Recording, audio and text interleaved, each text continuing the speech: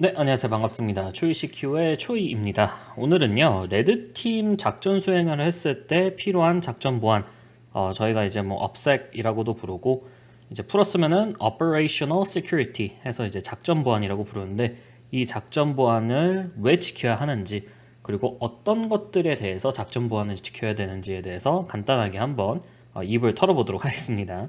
제가 일단 이 그루트 시큐리티 디스코드에 있는데 어떤 분이 그렇게 말씀을 하시더라고요. 질문을 주시더라고요. 이제 이 레드팀 작전 수행을 하는 건 알겠는데 이거를 이제 수행을 하다 보면은 인프라 같은 거를 많이 만들거든요. 그래서 그 인프라를 만들었을 때 작전 보안은 어떤 것들이 필요한지에 대해서 질문을 주셔가지고 되게 좋은 질문이라 가지고 저도 한번 그 질문을 받아갖고 왔습니다. 일단은 작전 보안에 대해서 디테일적인 거를 조금 얘기를 말씀드리기 전에 한번 목적에 대해서 한번 얘기를 해볼게요. 이거를 왜 지켜야 되냐? 우리는 공격자 입장인데 작전 보안을 왜 지켜야 되냐에 대해서 얘기를 해보겠습니다. 일단 첫 번째 같은 경우는 고객사의 데이터 보호가 있습니다. 아무래도 오펜시브 시큐리티를 진행을 하고 뭐 공격자 시뮬레이션을 진행을 하면서 이 고객사의 다양한 뭐 문서라든지 데이터 뭐 이런 걸 이제 주고받을 때가 있거든요. 근데 이제 저희는 공격자의 입장이지만 이 공격자를 공격하는 이 알 수 없는 존재들이 있을 수도 있습니다. 그죠? 뭐 모의 해킹을 진행을 하면서 혹은 레드팀을 진행을 하면서 우리를 공격하는 또 다른 공격자들이 존재할 수 있어요. 네. 근데 만약에 우리가 이런 고객사들의 데이터를 중요하지 않게 뭐 암호화를 안 시킨다거나 뭐 대충 이렇게 들고 있다면 이 공격자들이 와서 그 고객사의 데이터를 가져갈 수도 있는 거거든요. 이거는 어마어마하게 큰 문제고 굉장히 큰 이제 법적인 그런 싸움까지 갈 수가 있기 때문에 굉장히 조심해야 됩니다. 네. 이 보안 업체들이 해킹당하는 경우가 꽤나 있어요.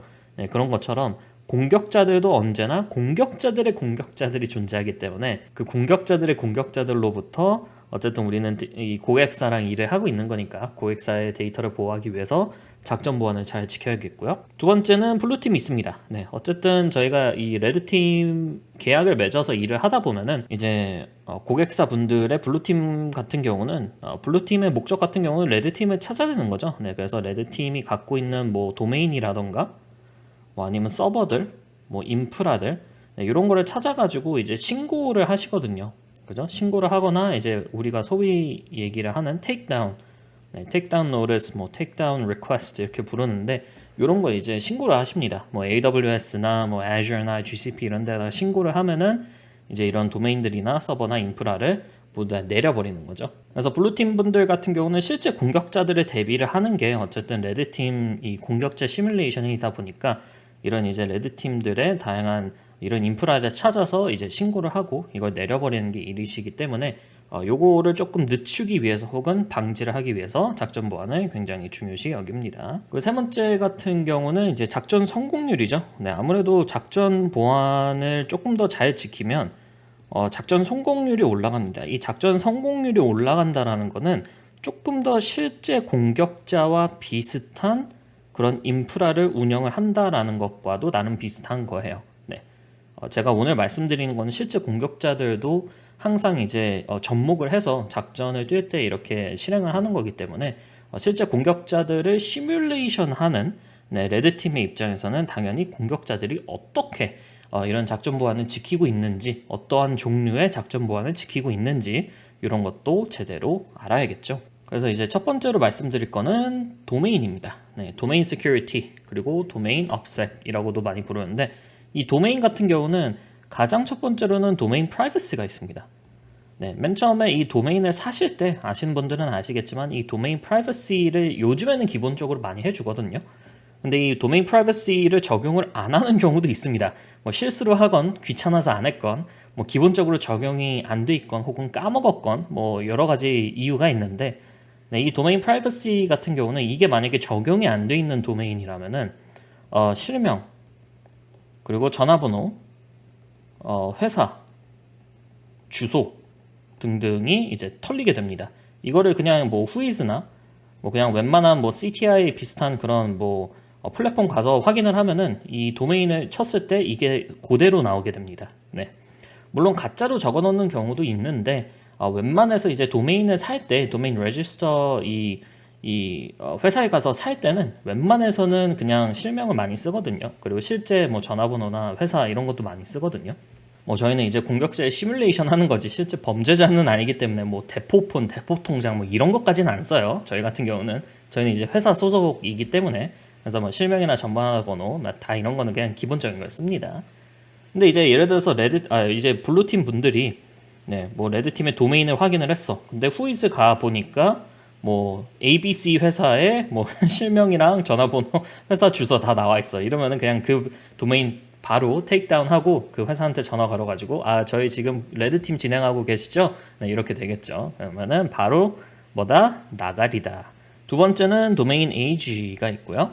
네, 도메인이 얼만큼 오래됐냐 이것도 굉장히 중요하거든요. 뭐 예를 들어서 뭐 레드팀 계약을 맺었어요. 회사랑 B2B로 계약을 맺었는데 레드팀 뭐 저희가 뭐 3월 1일 날 시작을 하겠습니다라고 했는데 뭐 예를 들어서 2월 15일 날 도메인을 샀어. 그럼 누가 봐도 수상하잖아요. 그죠? 3월 1일 날 시작을 하기로 했고 그러면은 누가 봐도 2주 된 도메인으로 뭐 피싱 이메일 날리고 뭐 웹서버 올리고 이러면은 그냥 누가 봐도 수상하거든요. 2주밖에 안 된 도메인들은. 도메인과 관련된 작전 보안에 대해서 얘기를 할 때 도메인 에이지, 도메인 나이가 굉장히 중요하다. 그래서 대부분 뭐 도메인 한 10개에서 20개 이상 정도 들고 있으면서 이 도메인들을 계속 묵힙니다. 네, 거의 뭐 6개월에서 뭐 길게는 뭐 1년까지도 묵힐 때가 있는데 이걸 이제 도메인 에이징이라고 불러요. 네, 에이징. 뭐 거의 뭐 와인 에이징 비슷하게 도메인을 묵혀놓는다 이런 뜻이라고 보시면 되겠고요. 세 번째 같은 경우는 도메인 categorization, 도메인 분류입니다. 특정한 도메인을 사고 그 도메인에다가 뭐 서버들을 올리고 DNS를 붙이고 이렇게 되면 이제 도메인 categorization이라는 거를 이제 다양한 이거를 전문적으로 하는 뭐 CTI 회사들이나 그런 게 있어요. 뭐 여러 가지 뭐 웹사이트도 있고 회사들도 있고 그런데 이거 같은 경우는 이제 특정한 도메인이 뭐 예를 들어서 어떻게 분류가 되느냐, 뭐 예를 들어서 뭐 언론이냐, 뭐 커뮤니티냐, 뭐 아니면 뭐 게임이냐, 뭐 영상이냐, 뭐 엔터테인먼트냐 이렇게 이제 분류가 되거든요. 특정한 도메인들이. 그렇기 때문에 이 분류가 된 도메인들이면은 조금 더 이제 그 신용도가 올라가게 되고 분류가 안 된 도메인이다. 이제 uncategorized 도메인이라고 부르는데 그런 경우에는 신용도가 많이 내려가겠죠. 네, 그래서 도메인 categorization도 작전 보안과 크게 관련이 있다. 이거를 도메인 categorization이 돼 있으면은 그 도메인은 조금 더 믿을 만한 도메인이고 사람들이 아무래도 조금 덜 수상하게 생각을 할 것이고 이게 안 돼 있으면은 그냥 누가 봐도 수상하겠죠. 네. 두 번째 같은 경우는 이메일 시큐리티가 있겠습니다. 네, 이메일 시큐리티. 아무래도 이 공격자 시뮬레이션을 하는 경우에는 소셜 엔지니어링이나 피싱 같은 것도 많이 진행을 하거든요. 그렇기 때문에 이메일 시큐리티 중에서도 이제 DNS 관련해서 SPF, DKIM, 그리고 DMARC. 네, 요게 있어야 됩니다. 요게 만약에 없다. 요 이제 이 TXT 이 도메인 레코드들이 없다 싶으면은 웬만해서 그 이메일을 보내는 메일 서버는 이제 소위 나가리가 될 확률이 굉장히 높고 이 메일을 보낸 도메인도 이제 도메인 블랙리스트 혹은 도메인 블럭리스트로 올라갈 확률이 굉장히 높습니다. 요거에 대해서는 또 다음에 또 말씀드리도록 할게요. 그리고 이제 이메일 헤더들 중에 좀 되게 재밌는 헤더들도 있거든요. 예를 들어서 이메일 헤더 중에 뭐 예를 들어서 originating IP라는 헤더도 있어요. 뭐 이메일 서버를 중간에 릴레이를 놓는 경우도 있거든요. 그래서 예를 들어서 공격자가 뭐 피싱 이메일을 보낼 때 여기 이제 메일 서버가 있고 SMTP 서버가 있고 중간에 릴레이 서버가 있습니다. 그래가지고 공격자가 이거를 이렇게 피싱 이메일을 보내면 이 릴레이 서버를 거쳐서 이제 타겟한테 가게 되는 그런 경우인데 이 originating IP라는 헤더가 이메일에 붙어 있으면은 그냥 이게 보입니다. 네. 이 이메일 서버, 이 원래 이메일을 보냈던 이 이메일 서버의 IP가 여기 이 헤더에 들어가게 되고 이게 그대로 저희 타겟한테 전해지게 되는 거죠. 그럼 타겟의 블루팀은 뭐다? 이건 너무 꿀인데? 네, 이메일에 그냥 이게 있네? 너 신고. 네. 그러면 이 이메일 서버 날아가게 되고 이 이메일 서버는 어쨌든 이 릴레이를 이용을 했으니까 이 릴레이 서버도 날아가게 되겠죠. 그래서 원래 릴레이 서버를 이용을 하는 게 이제 릴레이 서버가 날아가더라도 원래 메일 서버는 살아 있으니까 또 다른 이 릴레이 서버를 만들어 가지고 이렇게 또 릴레이를 하면 되거든요. 그렇기 때문에 이제 릴레이 서버를 만들어 놓는 건데 이런 이제 originating IP라는 그런 뭐 이메일 헤더 같은 거를 제거를 안 한 상태에서 이제 릴레이를 계속해서 보내게 되면은 그냥 누가 봐도 이 originating IP 때문에 이 메일 서버를 바로 찾을 수가 있게 된다라고 보시면 되겠습니다. 그래서 이런 것도 작전 보안에서 굉장히 중요해요. 내가 이메일을 보낼 때 그 이메일 헤더 같은 것들 있죠. 네, 굉장히 중요합니다. 요거 말고 다른 헤더들도 많이 있는데 일단은 넘어가도록 하겠습니다. 그리고 아무래도 공격자 시뮬레이션을 하면은 C2 프레임워크를 무조건 사용을 하게 되겠죠. 뭐 코발트 스트라이크, 뭐 Havoc 프레임워크, MD Security의 뭐 Nighthawk 뭐 이런 거를 무조건적으로 사용을 하게 될 텐데 네, 이 C2 프레임워크를 사용을 하면서도 굉장히 조심해야 됩니다. 일단 첫 번째로는 이 C2 프레임워크를 다이렉트로 인터넷에다가 expose, 노출시키는 경우가 많아요. 네, 요거를 굉장히 조심해야 됩니다. 이제 전형적인 실제 공격자들의 인프라스트럭처도 그렇고 저희 레드팀 같은 경우도 그런데 이제 원래 이제 이렇게 C2 서버가 있으면은 얘는 이제 인터넷에 공개를 하지 않고요. 요렇게 있고 이거는 이제 우리 로컬 인프라 이렇게 있고 그리고 원래는 이제 HTTP 릴레이 서버가 있습니다. 네, 릴레이 서버가 있어요. 그리고 이제 타겟이 있겠죠? 그러면은 이렇게 트래픽을 주고받고 이제 타겟에서 비컨이 실행이 됐을 경우에 이렇게 오게 되겠죠. 그래서 이 중간에 릴레이 서버가 말 그대로 이제 릴레이를 해주는 거죠. 트래픽을. 원래는 이게 정상적인데 좀 초보적인 공격자들이나 아니면 좀 뭐 여러 가지 뭐 귀차니즘이라든지 뭐 이런 게 발생하는 경우에는 이제 여기가 이제 인터넷인데 인터넷에다가 그냥 C2 프레임워크를 올려버리는 경우도 있습니다. 네. 이런 경우는 이제 작전 보안에서 굉장히 위험하다라고도 볼 수가 있어요. 네, 여러 가지 위험한 이유들이 많이 있는데 일단 내가 C2 프레임워크를 인터넷에다가 다이렉트로 노출시켜 버리게 되면은 위험한 것들이 한두 가지가 아닙니다. 사실 한두 가지가 아니에요. 일단 첫 번째로는 매니지먼트 포트가 있습니다. 네. 뭐 코발트 스트라이크 같은 경우는 3만이었나? 그랬던 것 같고 하복 프레임워크 같은 경우는 포트 번호를 까먹었는데 뭐 어쨌든 간에 공격자들이 이렇게 C2 서버에 맨 처음에 접속을 해서 이렇게 관리를 해야 되잖아요. 그 관리를 하기 위해서 이제 이런 포트들이 존재를 하는데 이런 포트들도 이제 인터넷에다가 노출시키는 경우가 있습니다. 그럼 뭐다? 이제 공격자들의 공격자, 대부분 이제 블루팀들 스캐너 같은 거죠. 네, 그런 이제 스캐너들이 이렇게 쭉 와가지고 뭐 쇼단이라든지 뭐 크리미널 IP라든지 이런 스캐너들이 와가지고 이제 포트 3만을 보는 거죠. 뭐야, 포트 3만 열려 있는데? 그러면은 웬만해서는 뭐 코발트 스트라이크야, 솔직히. 혹은 이 포트 3만 열려 있는 거에서 뭐 네트워크 서비스 브랜드 그래빙이라든지 이런 거를 통해서 뭐야, 이거 인터넷에서 찾은 랜덤한 서버인데 얘네 이거 무조건 C2 돌리고 있네. 그리고 포트 3만 열린 거 봤을 때 이거 그냥 코발트 스트라이크인데 너 신고 이렇게 되고 이것도 날아가고 C2 프레임워크도 날아가고 도메인도 날아가고 뭐 그런 경우가 많이 있습니다. 그래서 C2 프레임워크를 다이렉트로 인터넷에 노출시키는 것 그리고 매니지먼트 포트를 다이렉트로 인터넷에 노출시키는 것 이런 거 굉장히 조심해야 돼요. 그리고 C2 프레임워크와 이제 연관되어 있는 건데 네 번째는 웹 서버들이 있습니다. 이 웹 서버 같은 경우는 뭐 그냥 일반적으로 피싱 웹 서버들도 있거든요. 피싱 웹도 있는데 뭐 이제 페일로드를 이제 전달을 할 때 페일로드 다운로드 서버나 아니면은 이제 소셜 엔지니어링에 사용이 되는 그런 웹 서버들도 있어요. 네. 근데 이런 웹 서버들 같은 경우도 언제든지 공격자의 공격자, 네, 나도 공격자지만 나를 공격하는 또 다른 공격자들도 있을 거기 때문에 이 공격자들이 내 웹서버를 방문을 해서 다양한 공격을 펼칠 수 있다라는 것을 항상 알아둬야겠죠.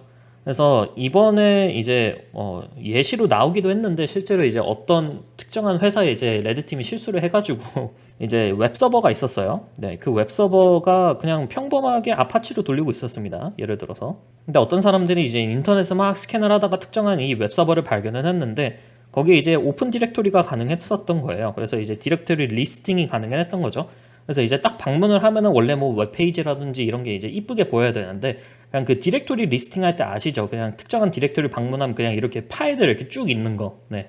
근데 그 파일들을 보니까 다 막 코발트 스트라이크 아니면 뭐 나이트호크 막 아니면 뭐 고객사 정보 막 이런 게 그냥 이 웹서버에 이렇게 덩그러니 남겨져 있었던 거고 이 웹서버도 이제 오픈 디렉토리를 가능하게 했기 때문에 그냥 이런 거를 누구든지 그냥 공짜로 와서 다운을 받아갈 수 있게 됐던 거죠. 이거는 이제 굉장히 큰 작전 보안 실패고 거의 뭐 그리고 두 번째 같은 경우는 IP 필터링이나 아니면은 방화벽을 제대로 치지 않았을 때 네, 요것도 있어요. 방화벽을 제대로 치지 않았을 때. 그래서 웹서버를 운영을 하기는 해야 돼요. 그리고 인터넷에다가 웹서버를 올리긴 올려야 돼요. 왜냐면 어쨌든지 고객사의 그런 공격자 시뮬레이션을 할 때 뭐 고객사의 뭐 직원들이 뭐 피싱 웹페이지를 방문을 한다거나 뭐 아니면 뭐 다양한 사람들이 이제 페이로드를 다운을 받는다거나 그런 일들은 생겨나야 되거든요. 그렇기 때문에 이제 웹서버를 돌리긴 돌려야 되는데 그렇게 돌릴 거라면은 뭔가 IP 필터링이나 방화벽을 앞에다가 세워놔야겠죠. 이렇게. 그래서 내가 원하는 사람만 내 웹서버에 접속을 할 수 있게. 요거 같은 경우는 되게 다양한 방법이 있어요. 옛날 같은 경우는 이제 IP 기반으로 많이 했거든요. 왜냐면 옛날에는 회사들이 본사라든지 뭐 지사 이런 게 이제 정해져 있었잖아요. 그리고 여기에 이제 사람들이 가서 일을 했잖아. 네, 그러면은 여기서 사용되는 그 IP 레인지들이 웬만해선 정해져 있었어요. 뭐 예를 들어서 뭐 땡땡 전자의 본사의 IP 주소는 뭐 여기서부터 여기까지 이런 게 이제 어느 정도는 정해져 있었단 말이에요. 근데 요즘에는 다 뭐 하죠? 다 이제 재택근무하죠. 네. 그래서 IP 기반으로 방화벽을 세우기가 되게 애매해졌어. 네. 그래서 요즘에 많이 사용하는 거는 유저 에이전트 기반. 그래서 내 웹서버에 방문을 하는 건 괜찮은데 예를 들어서 누가 방문을 할 것이냐, 뭐 쇼단 같은 경우도 방문을 할 거고, 뭐 어떤 블루팀원 분이 만든 파이썬 이런 뭐 스크립트도 방문을 할 거고, 그죠? 뭐 다양한 뭐 어택 서비스 매니지먼트 이런 플랫폼들이 많이 방문을 할 거잖아요. 근데 이제 대부분 이런 식으로 이제 방문을 할 때 이 유저 에이전트가 다 정해져 있어요, 그죠? 뭐 파이썬이라든지 curl이라든지 뭐 아니면 뭐 특정 쇼단 같은 경우는 쇼단만의 특정한 유저 에이전트가 있다든지 그렇게 이제 유저 에이전트가 이제 정해져 있는 경우가 많이 있는데 나는 예를 들어서 유저 에이전트 정확히 뭐 땡땡땡 뭐 ABC 유저 에이전트만 내 웹서버에 방문을 해서 이것만 이제 내 피싱 웹서버에 방문을 해서 이제 피싱에 걸릴 수 있게끔 이제 이렇게 유도를 한다거나 아니면 이 유저 에이전트만 내 페일로드 서버에 와가지고 내 페일로드를 다운받을 수 있게끔 이렇게 유저 에이전트를 화이트리스트를 걸어놓는 경우가 꽤나 많이 있습니다. 혹은 뭐 파이썬이라든지 뭐 curl이라든지 이런 거를 이제 블랙리스트를 걸어버리는 경우도 많이 있고요. 그리고 마지막으로 중요한 거는 인프라, 전반적인 인프라 업색, 작전 보안이라고 보시면 되겠습니다. 이게 뭐냐? 내가 레드팀 인프라를 구축을 한다고 가정을 해볼게요. 그러면은 대부분 이제 여기에는 이제 레드팀 로컬 인프라가 있죠. 뭐 예를 들어서 우리 회사라든지 레드팀 회사라든지 이런 이제 로컬 인프라가 있고 대부분 이제 클라우드에 이제 그레이존이라고 있습니다. 네, 회색 지대죠. 네, 회색 지대가 있고 여기에는 이제 뭐 피싱 서버라든지 이제 릴레이 서버들이 많아요. HTTP 릴레이라든지 아니면 뭐 SMTP 릴레이라든지 아니면 페일로드 서버, 네, 페일로드를 이제 뿌리는 페일로드 서버도 있고 소셜 엔지니어링 서버도 있습니다. SE 서버도 있고. 근데 아까 말씀드렸지만 우리는 공격자인데 이 공격자를 공격하는 공격자들도 있다라고 말씀을 드렸죠. 네, 그리고 그 공격자들을 공격하는 공격자들을 공격하는 공격자들도 있을 거고요. 네, 이렇게 이제 계속 이어집니다. 그리고 얘가 얘를 공격을 할 수도 있겠고, 네, 어쨌든 이 사이버 세계라는 게 되게 재밌잖아요. 누가 누구든지 다 공격을 할 수 있기 때문에 나는 비록 특정한 이제 고객사랑 계약을 맺고 진행을 하는 그런 공격자라고 할지라도 이 인터넷의 수많은 APT 그룹들 그리고 수많은 그런 뭐 랜섬웨어 갱들이 갑자기 우리 회사, 우리 보안 업체를 공격을 할 수도 있어요. 그렇기 때문에 중요한 게 뭐다? 바로 인프라 작전 보안입니다. 네, 인프라 작전 보안. 최악의 상황에 대비를 하자라는 거죠. 예를 들어서 공격자의 공격자, 뭐 예를 들어서 우리는 보안업체, 레드팀을 진행하는 보안업체인데 우리 보안업체를 공격하는 APT 그룹이 있다라고 생각을 해볼게요. 뭐 예를 들어서 뭐 특정한 정부의 지원을 받는 그런 APT 그룹이 우리 보안업체를 공격을 했다. 우리 레드팀을 공격을 했다.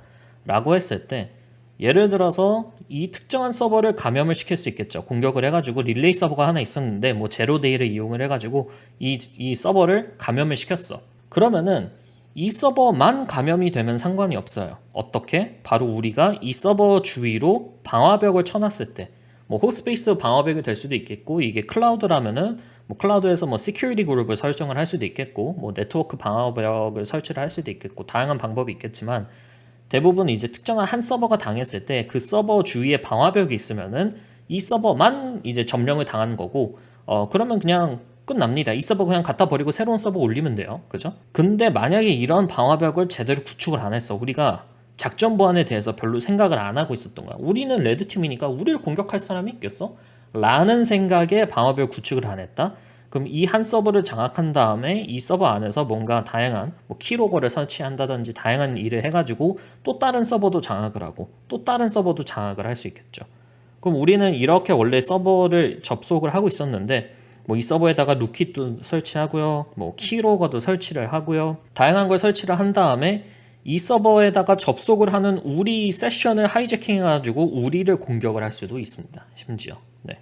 그래서 웬만큼 이제 레드팀을 좀 되게 진지하게 하는 회사들 같은 경우는 이렇게 이제 로컬 레드팀 이 네트워크랑 그레이 네트워크가 있으면은 이제 그레이 네트워크 쪽으로 아웃바운드는 가능한데 이 그레이 네트워크에서 우리 이 로컬 레드팀 인바운드는 이거를 안 하게 막아버려요. 그래서 이제 아웃바운드만 가능하게 만들어 놓고 이제 다양한 이제 SSH 포트 포워딩을 이용을 해가지고 이제 뭐 데이터를 주고받고 하는데 그거에 대해서는 다음에 말씀드리겠고, 어쨌든 간에 이렇게 해놓으면은 예를 들어서 여기에서 이제 서버가 뭐 3개가 점령을 당했다고 치더라도 일단 기본적으로 우리 로컬로 들어올 수 있는 인바운드 자체가 막혀 있기 때문에 공격자들은 이 3개만 공격을 할 수밖에 없겠죠.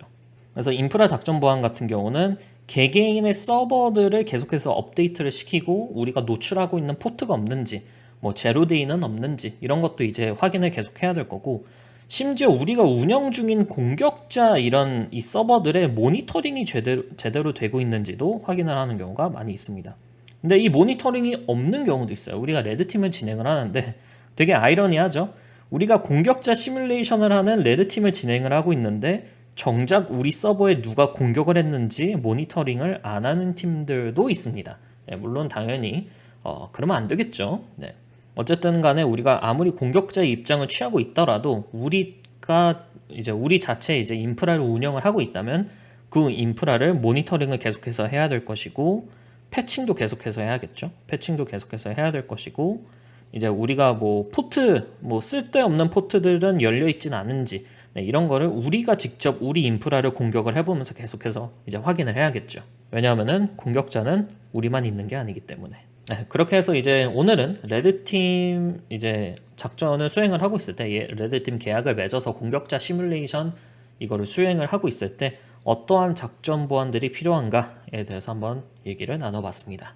이게 항상 뭐 오펜시브 시큐리티나 모의 해킹이나 이제 레드팀 이런 거를 진행을 하다 보면은 이제 내가 이제 공격자라고 생각하는 경우가 많아요. 그리고 실제로도 틀린 말이 아니고요. 그래서 이제 내가 공격자고 우리의 이제 고객사를 내가 공격한다라고만 알고 있고 생각하는 경우가 굉장히 많은데, 이 뒤편에 네, 수많은 진짜 나쁜 공격자들과 범죄자들이 우리를 공격을 하려고 한다라는 거는 까먹는 분들이 굉장히 많습니다. 네, 근데 공격자의 공격자도 있고 그 공격자들을 공격하는 공격자들도 있고 공격자들의 공격자들의 공격자들도 있고, 네, 이 체인은 끊임없이 이어진다. 네. 그리고 심지어는 어쩔 경우에는 이 체인 자체가 이제 이렇게 동그라미로 이어지는 경우도 있다. 그래서 나중에 우리를 공격했던 범죄자들을 실제로 공격을 하는 경우도 있을 수도 있다. 당연히 회사 입장에서는 그런 일은 없지만요. 어쨌든 간에 네, 이렇게 항상 공격자 입장에서만 생각을 할 게 아니라 우리가 뭔가 모의 해킹 일이나 레드팀 공격자 시뮬레이션을 진행을 하고 있더라도 우리가 공격을 받을 수도 있다라는 사실을 항상 인지해 두고 그거를 최대한 이제 그런 일이 일어나지 않도록 우리는 최대한 작전 보안에 신경을 써야 된다라는 말을 드리면서 마치도록 하겠습니다. 감사합니다. 초이였습니다.